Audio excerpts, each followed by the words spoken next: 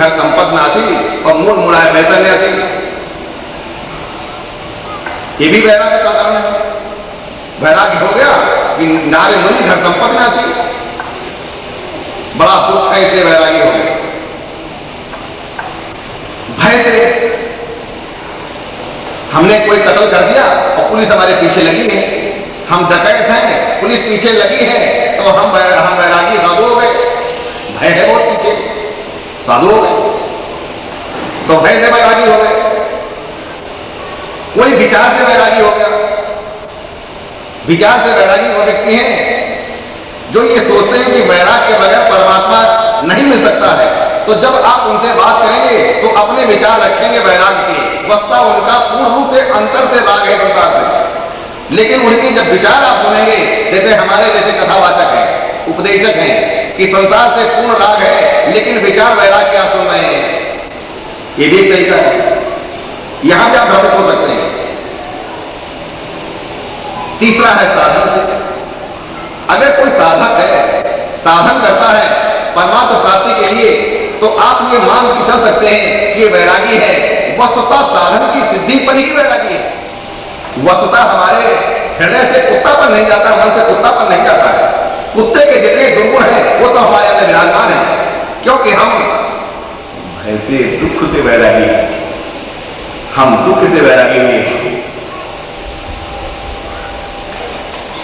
ये यथार्थ वैराग्य नहीं है, ऐसा यथार्थ वैराग्य नहीं है। इसमें जो कुछ उत्कहा आपकी उपहार है, आप कूद रहे हैं, अनुकूलता का अनुसंधान है, वो वैराग्य नहीं है। जिसको वैराग्य नहीं कहते, उसमें तो राग ही के कारण है। अगर आप इस तरह से वैरागी हैं, परमात्मा की तरफ चल रहे हैं, दुख से चल रहे हैं, तो इसका मुख्य कारण राग है। क्योंकि दुख के कारण हटने पर अर्थात अनुकूलता प्राप्त हो जाने पर वो त्याग का भाव रहना कठिन है। जिस त्याग को लेकर के आप सत्संग और कथा में आते हैं, साधु सभा में जाते हैं, अगर आपको अनुकूलता प्राप्त हो जाए, वो प्रतिकूलता समाप्त हो जाए, तो आप साधु कथा धर्म ईश्वर सबको छोड़ देंगे। क्योंकि प्रतिकूलता है इसलिए आप आ रहे हैं। अगर आपको अनुकूलता प्राप्त हो जाए तो आप सब कुछ छोड़ के भाग जाएंगे।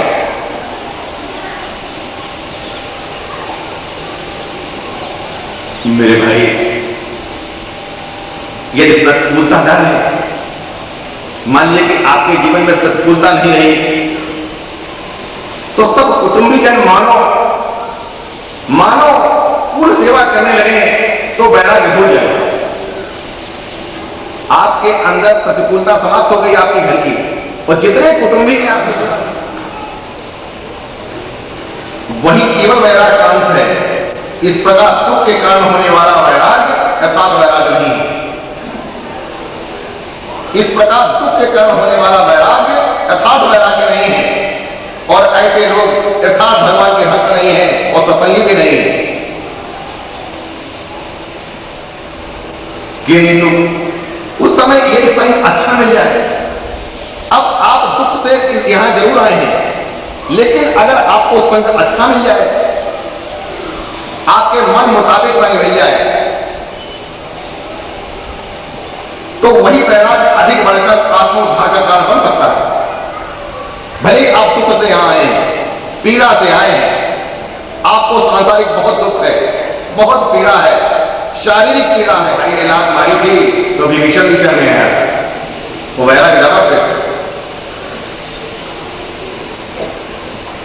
अब देखिए इसको भय कहां है जी? स्वास्थ्य का भय है, स्वास्थ्य का भय है,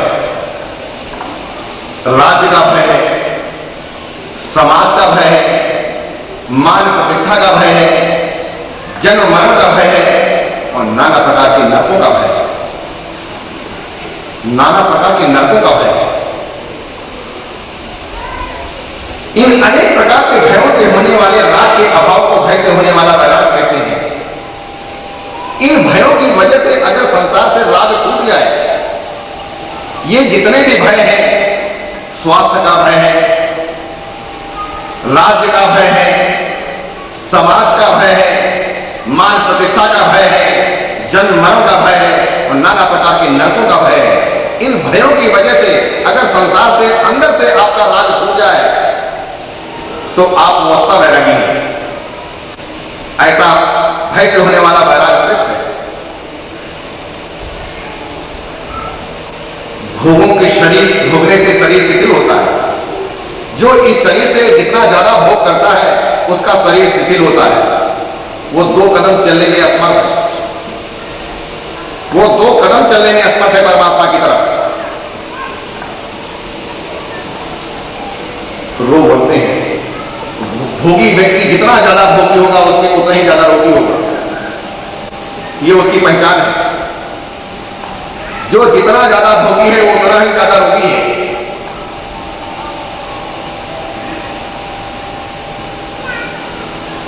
शक्ति का ह्रास होता है।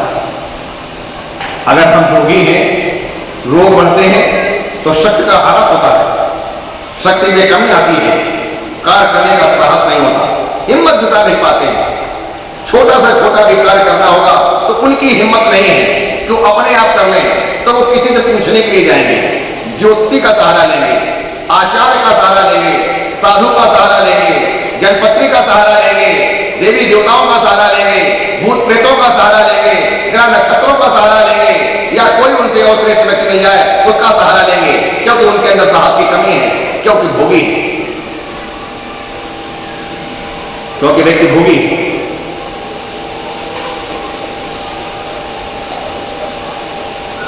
क्लेशों के भय से जो हर एक चीज के खाने पीने और स्त्री संग आदि भोगों से मन का हटना है, एवं किसी प्रकार रोगात के जाने पर उसकी वृद्धि न हो जाए, अतः उसमें कुपथ रूप भोगों से जो मन का हटना है वो स्वास्थ्य नाश के भय के कारण होने वाला वैराग्य है।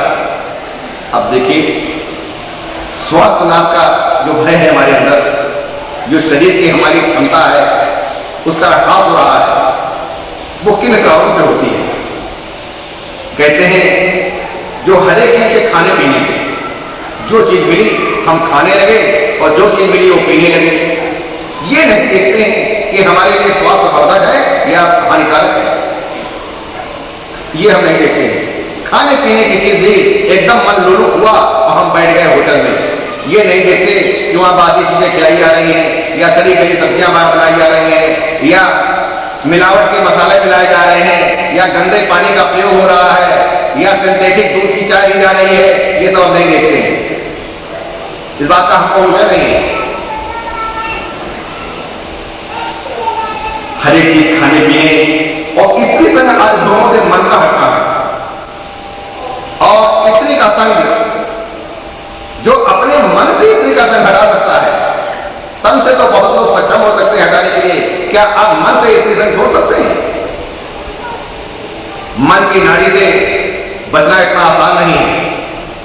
बड़े बड़े ऋषि मुनि, जो व्यक्ति थोड़ा भी समझता है वो ये जानता है कि अगर हम काम से पीड़ित हैं, क्रोध से पीड़ित हैं और लोभ से पीड़ित हैं और अन्यायपूर्वक इनका सेवन कर रहे हैं, न्यायपूर्वक तो अपने परिवार में सभी लोग सेवन करते हैं, लेकिन अन्यायपूर्वक हम सेवन कर रहे हैं, तो ये निश्चित रूप से नाना प्रकार के नरक की प्राप्ति होगी। अगर किसी के अंदर इतना विचार है, सत्संगी है, तो भय की वजह से वो बच के रहता है। वास्तव वो वैरागी नहीं, लेकिन भय की वजह से बच के रहता है। यहां का विशेष रूप तो क्षणिक होगा, परंतु इसके परिणाम में प्राप्त होने वाली नारकीय पीड़ा अत्यंत भयानक होगी। ये वो जानता है कि यहां हम काम का सेवन करते हैं, या थोड़ी की देर के लिए क्रोध करते हैं, या थोड़े लाभ के लिए अन्यायपूर्वक जबरन प्राप्त करने का प्रयास करते हैं, तो कहते हैं लाभ तो थोड़ा है, लेकिन परिणाम में हमको नरकों को भोगना पड़ेगा। जो इस तरह का जो वैराग्य है, ये भी असली वैराग्य नहीं है, ये भय की वजह से।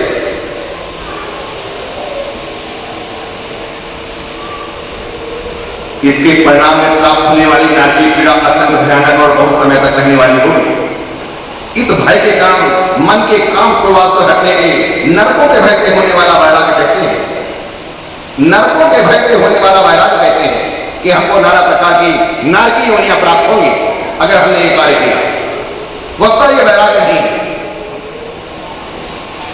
करके उल्टी नहीं करने लगता है और उल्टी को फिर नहीं चाटने लगता है तब तक छोड़ता नहीं है। जैसे कुत्ता उल्टी करता फिर उसी को खाता है। चाके चाके सब छानिया माया रस खारा हो, नाम सुधारस पीजिए।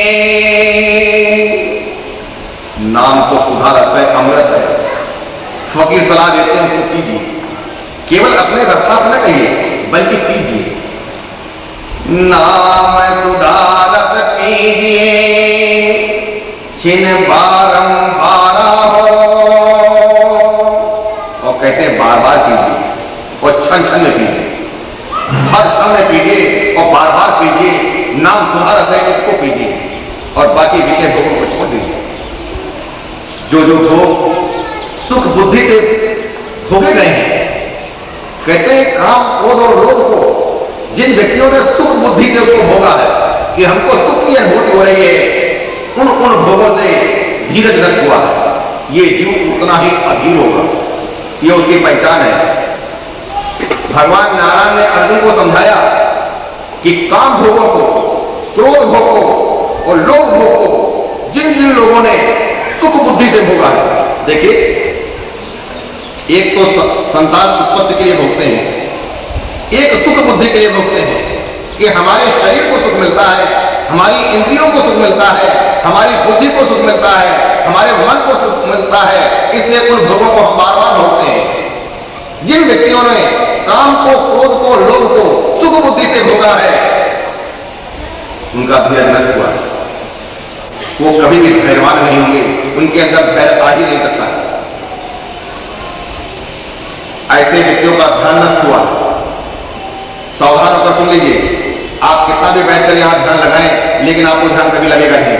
आप घर में ध्यान लगाएं तो भी नहीं लगेगा। इस कथा को अगर आप एकांत में बैठकर ध्यान करने का प्रयास करें तो आप तक कथा का एक शब्द भी याद नहीं आएगा। संसार की सारी स्त्रियां और सारा धन अगर किसी एक व्यक्ति को दे दिया जाए तब भी उसको शांति नहीं मिलेगी, क्योंकि उसके मन में और हो जाए और वो और हो जाए, कभी मिटता ही नहीं। जिन प्रति लाभ लोभन करें। श्रुति कहती है यत् पृथिव्या प्रियम हृणयम पशो स्त्रिया एकश्चापन प्रजापति मत्वा शमं प्रजेतु। इसका कारण यह है कि जीव परमात्मा का अंश तथा चेतन है। ये जीव परमात्मा का अंश है, चेतन है। पदार्थ प्राकृत का जड़ है, पदार्थ प्राकृत है और जड़ है। चेतन की भूख जड़ पदार्थों के द्वारा कैसे मिट सकती है? ये जीव चेतन का अंश है, ये जीव चेतन का अंश है, चेतन है। पदार्थ प्राकृत और जड़ है। चेतन की भूख जड़ पदार्थों के द्वारा कैसे मिट सकती है? चेतन की भूख कभी जड़ पदार्थों से मिट नहीं सकती। भूख है पेट में, हलवा बांधा जाए पेट पर तो भूख कैसे मिटेगी? सोचिए, पेट में भूख है, जब आप भोजन करेंगे तभी भूख जाएगी, और हलवा अगर आपके पीठ में बांध दिया जाए तो भूख कैसे मिटेगी? उसी प्रकार ये जीव परमात्मा का अंश है, ईश्वर का अंश है, लेकिन इसकी आसक्ति जो है जड़ पदार्थों का है, इसको तृप्ति कैसे मिल सकती है? तो और हो जाए और हो जाए, ये सदैव लगा रहेगा। भूखे व्यक्ति की भूख ठंडा जल पीने से कैसे निवृत्त हो सकती है? भूखे व्यक्ति की इस प्रकार जीव को प्यास तो है चिन्मय परमात्मा की, इस प्रकार इस जीव को प्यास तो है चिन्मय परमात्मा की, किंतु उस प्यास को मिटाना चाहता है जड़ पदार्थों द्वारा। चिन्मय परमात्मा की इस जीव को प्यास है, लेकिन जड़ पदार्थों से मिटाना चाहता है। इसके मुख्य कारण है ये पूर्ण अविवेकी है, अज्ञानी है। उसका मुख्य कारण है ये पूर्ण रूप से अविवेकी है और अज्ञानी है, महामूर्ख। जीव का अविवेक मिटाने में पदार्थ सर्वथा असमर्थ है, और ये पदार्थ जो है हमारा अविवेक मिटा नहीं सकते हैं। अर्थात इन पदार्थों से हम कभी विवेकी नहीं हो सकते हैं। जब तक हम अपनी सुख बुद्धि से इन पदार्थों का भोग कर रहे हैं, काम का, क्रोध का और लोभ का, तब तक हमको विवेक कभी प्राप्त नहीं होता, वैसे शांति नहीं प्रदान कर सकते। जब पदार्थों से इस जीव को शांति नहीं मिल सकती, उल्टी राह चलने से गंतव्य स्थान पर कैसे पहुंचोगे? मेरे भाई, अगर उल्टी राह चल रहे हो तो गंतव्य स्थान में पहुंच कैसे सकते हो? जहां तुमको पहुंचना है, जहां तुम्हारा उद्देश्य है और जहां तुम्हारा लक्ष्य है, वहां तुम पहुंच ही नहीं सकते हो। चाहे ब्रह्मा की आयु के काल तक जीव ऐश्वर्य के संग्रह है और भोगों के भोगने में लगा रहे, ये जीव ब्रह्मा की जो उम्र है उतनी इस जीव को उम्र मिल जाए और ये भोगों को भोगता रहे और उन भोगों को संग्रह करते रहे तो भी उसकी भूख कभी नहीं मिलेगी, और हो जाए सदैव लगा ही रहे, उसे शांति नहीं मिल सकती। शांति तभी मिलेगी जब कामना का अत्यंत अभाव हो जाए। शांति इस जीव को तभी मिलेगी जब कामना का अत्यंत अभाव हो जाए, नहीं तो इस जीव को कभी शांति नहीं मिल सकती। अभी तक आप वैराग के बारे में सुन रहे हैं, जो कल भी यथावत जारी रहेगा कि वस्ता वैराग क्या है और कैसे इस जीव को शांति मिलती है, कैसे इसका आत्मकल्याण होता है, जिससे कि हम भुलेखे में रहें, गलती में न रहें, अपने लक्ष्य और अपने उद्देश्य से पतित रहें। अब मेरे भाई, नाम अमृत पीना चाहिए तो थोड़ा सा नाम अमृत पी लेते हैं।